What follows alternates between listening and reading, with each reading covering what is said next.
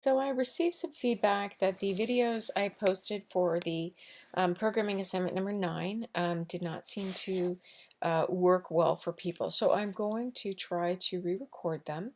And let's take a look first at the assignment. So looking at programming assignment number 9, um, it's going to require that we create 2 Java files as part of the same project, and it was based off an old textbook, but we've got everything we need to get it done.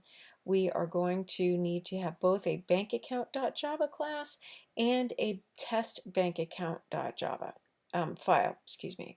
So first, we need to create a class named bankaccount with fields that will hold an account number, the owner's name, and the account balance. So let's go over into let's go into NetBeans and start with File, New Project. I'm going to create a new project, and honestly it's going to be easier if we create a bank account tester first. So, oops, I've already got one called that, so I'm going to call this bank account test. That's better. The reason for this is because by default NetBeans will put the main method inside the first file that we create. So I'm going to go ahead and click on Finish, and then, as is my custom, I'm going to get rid of the comments so that you can add them back in later as appropriate. This is just a little tidying up. There we go. Now, whoopsies.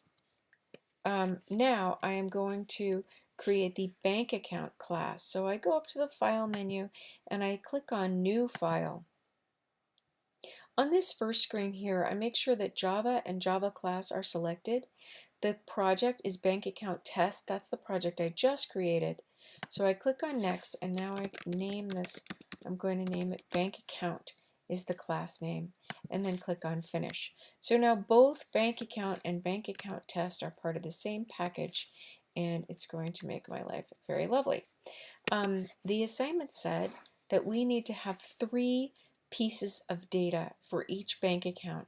We need the account number, we need the owner's name, and we need the balance. So let's just go back and check real quick what the data types are. The account number, the owner's name, and the account balance.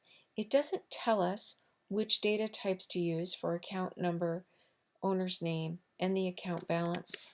So you can use you can take several different correct approaches for account number, but I'm going to start with private. We always want to declare our instance fields as private, and I'm going to make the account number a string. Whoopsies.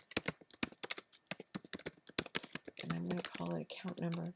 When we are creating instance fields, we don't initialize those values. And there's my owner name. We just set them up. Whoopsies.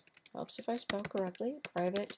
I'm going to make the balance be a double, because in my bank account, I don't know about yours, but in my bank account I do have some cents attached. So double will allow us to store parts of a dollar as well as whole dollars. The next thing our instructions tell us to do is to include a constructor that initializes each field to the appropriate default values. So I am going to create a constructor. We know 3 things about a constructor: that it's public, it has no return type, not even void, and it has the same name as the class.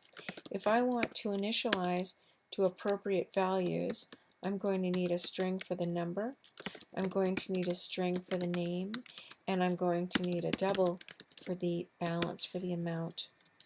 And then inside this constructor, I set account number equal to num. I set owner name